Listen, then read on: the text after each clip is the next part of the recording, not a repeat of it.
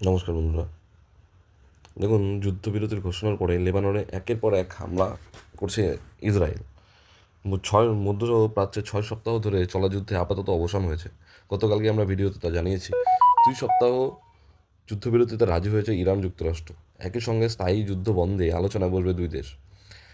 যুদ্ধবিরতির পর লেবাননে হত্যাযজ্ঞ চালিয়ে যাচ্ছে ইসরায়েল। দেখুন, কালকে যুদ্ধবিরতি হওয়ার পরও লেবাননে গতকাল রাতে হামলা করেছে ইসরায়েল। এমন পরিস্থিতি যুদ্ধবিরতির ভবিষ্যৎ নিয়ে অনিশ্চয়তা দেখা দিয়েছে। যুদ্ধ বন্ধে চুক্তি করতে হরমুজ প্রণালী খুলে দিতে ইরানকে যুক্তরাষ্ট্রের স্থানীয় সময় আর রাত 8টা পর্যন্ত মার্কিন প্রেসিডেন্ট সময় দিয়েছিলেন। এই সময়সীমা না মানলে ইরানের পুরো সভ্যতাকে ধ্বংসেরও তিনি হুমকি দিয়েছিলেন। তবে সেই সময় শেষের 2 ঘন্টা আগেই যুদ্ধবিরতি ঘোষণা হয়। এতে মূল ভূমিকা নিয়েছিল পাকিস্তান। যুদ্ধবিরতির 2 সপ্তাহের জন্য হলেও তাদের আপাতত পুরো বিশ্ব স্বস্তি এনেছে, কারণ এই যুদ্ধের জেরে তেলের দাম প্রতি ব্যারেল $120 চলে এসেছিল। যুদ্ধবিরতির খবরে তা এক ধাক্কা $92 নেমে এসেছে। বিভিন্ন দেশের শেয়ার বাজারও অনেকটা চাঙ্গা হয়ে গেছে এতে। এই স্বস্তির মধ্যে এই যুদ্ধবিরতির সময় লেবাননের ইসরায়েলের হামলায় ক্ষোভ প্রকাশ করেছে মধ্যস্থতাকারী পাকিস্তান সহ বিভিন্ন দেশ।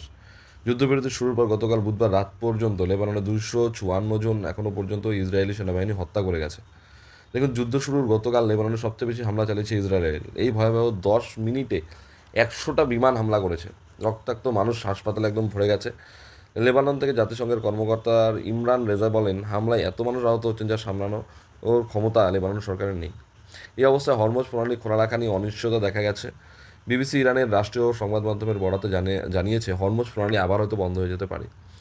আর এএফপি ইরানের ইসলামিক রেভলিউশনারি গার্ড কোরেসের বরাতে জানিয়েছে হরমুজের কয়েকটি বিকল্প পথে জাহাজ আপাতত চলা যেতে পারে।